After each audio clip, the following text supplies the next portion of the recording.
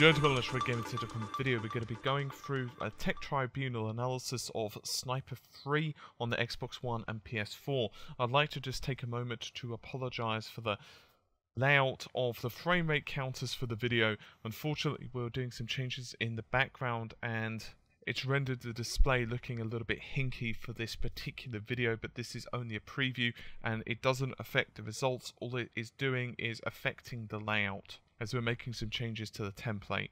But to discuss the results of this, well, quite frankly speaking, the game really, in this state, would benefit a lot from vertical sync options. Neither the PS4 or the Xbox version managed to maintain 60 frames a second for long periods of time, and rather curiously, you can replay a section once or twice actually on both systems, and you'll get slightly different results. So in other words, you could replay the same section 2 or 3 times on the PS4 and it will slow down at slightly different sections, and the same could be said for the Xbox One. Curiously enough, for my initial tests, these are not definitive yet, we will have final results by the end of the next couple of days. I have noticed that the Xbox One version actually has a slightly higher frame rate, particularly during in-game cutscenes. But before any Xbox One owners get all excited, the Xbox One version also has significantly worse visual tearing. And also I've noticed a few more visual issues on the Xbox One overall, and there seems to be a slightly inferior quality of image, particularly at long-range objects, but we're going to be doing more in-depth image analysis after the frame rate. Now, I just want to stress that this game has been patched on both the Xbox One and the PS4. So, in other words, the 16-odd gig patch for the Xbox One, for example, has been installed and made sure everything works before we actually did anything. And of course, the game was fully installed. There was also quite a bit of input latency at times, and it must be said, there have been a couple of visual issues throughout the game. For example, clipping is pretty damn bad. Visual tearing, as I've mentioned, frame rate drops, and also texture shimmering is pretty noticeable. I've noticed it particularly bad on the second and third missions. As for other issues related to graphics, there are a couple, but things such as hit detection also seem to be a little bit off, particularly when the frame rate starts to chug.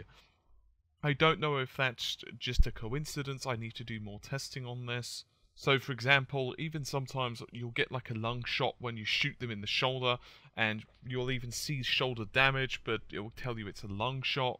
And indeed, for one part I actually recorded this, a person was actually dead on the floor and they were still in an alert status, which was a bit strange. I do feel that a lot of the issues on the game could easily be remedied with a patch. At the very least, a patch to just basically hardlock it to 30 would probably eliminate most of the visual tearing and make the game look a whole lot prettier because of it. It would also most likely serve to improve the input latency rather than having it going all about.